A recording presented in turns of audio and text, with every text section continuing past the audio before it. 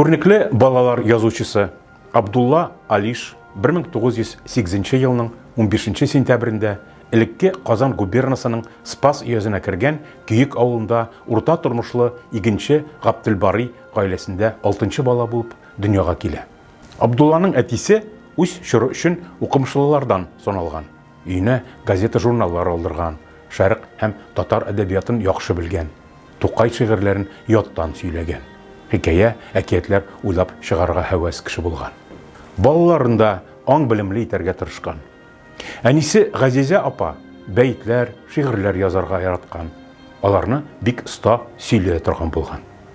Күп кенә шигырьләрен улы Абдуллага багышлап язган.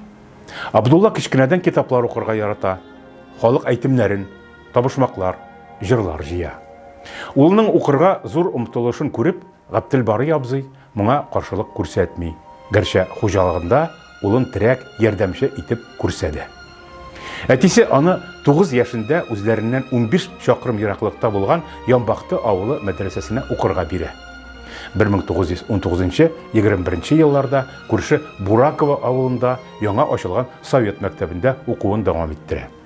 Аннары 1927 елда Спастагы, хәзерге Болгар шәһәре педагогия техникумы каршында оештырылган 7 еллык рус мәктәбен тәмамлый. Мәктәптә уку елларында әдәбият, драма түгәрәкләренә йөри, кичәләр оештыруда, стена газеталары, кулъязма журналлар чыгаруда башлап йөрүчеләрнең берсе була.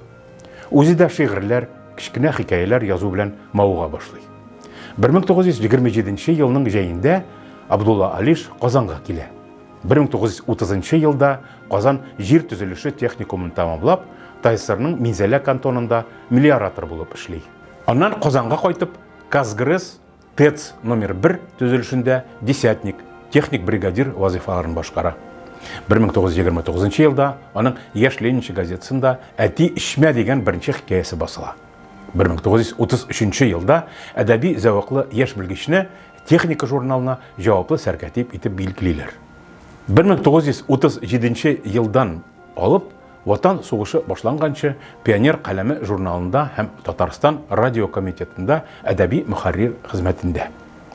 Журнал каршында оештырылган әдәби түгәрәк белән дә җитәкчелек итә. 30-нчы еллар Абдулла Алишның әдип буларак күп язган, яшь укучыларга үзен таныткан чор буларак үзенчәлекле. Балалар өчен ул Отряд флагы 1931 ел, Дулкыннар 34 ел, Ант 35 ел исемле хикәя җинтыкларын яшьләр арасында мәхәббәт, гаилә, әхлак мәсьәләләренә караган Тиздән туй 39 ел, Кыйммәтле җәүһәрләр 40 ел кебек хикәяләрен, Якты күл буе 1933 ел исемле повестен язып бастыра. Шулай да Абдулла Алишны яраткан язучы итеп таныткан өлкә ул балалар өчен язылган әкият һәм хикәяләре.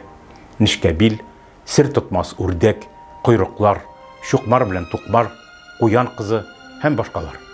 Балалар психологиясенең нишкәлекләрен тоеп, рифмалы ритмик прозага корылган, кызыклы, маҗаралы сюжетлы, музыкаль яңгырашлы сүрәтләү чараларына бай образлы тел белән язылган бу әсәрләр зур-зур тиражлар белән кабат бастырылдылар.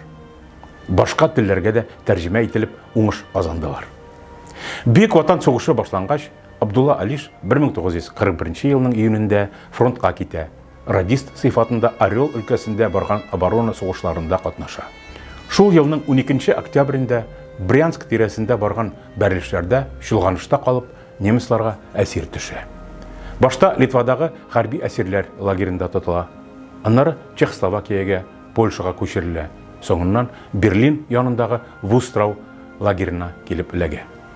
Монда Алиш татар әсирләреннән төзелгән Идел-Урал легионында антифашистик яшерен оешма агзасы Муса Җәлил һәм аның көрәштәшләре белән очраша. Аларга кушыла. Идел-Урал газетасында әдәби хезмәткәр булып эшкә урнаша һәм әсирләр арасында листовкалар, өндәмәләр бастыру белән шөгыльләнә. Әсирлектә фашизмга каршы яшерен көрәш алып барганы өчен Абдулла Алиш һәм аның көрәштәшләре 1944 елның 25 августында Берлинда Плötzensee төрмәсендә җәзаланып үтерелә. Алишның тоткынлыкта да иҗат иткәнлеге мәгълүм. 1950 елларда аның 15ләп әсәрләре элекке хәрби әсирләр аркылы туган илгә кайтып ирешә. Аның шигырьләре дә Муса Җәлилнең Муабит дәфтәрләре белән аваздаш. Көрәш белән тудык, көрәш белән керәбез дә ахыры кабергә. Язган икән соңгы сулышларыбызны илебез бәхете өчен бирергә. Бу ничек килер үлем дигән шигыре.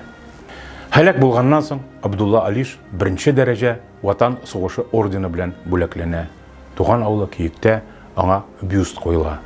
Болгар шәһәрендә музей эшли. Казанда республика балалар иҗаты үзәге аның исемен йөртә. 1996 елдан Татарстан язучылар берлеге тарафыннан балалар әдәбияты өлкәсендәге казанышлары өчен Абдулла Алиш исемендәге премия булдырыла.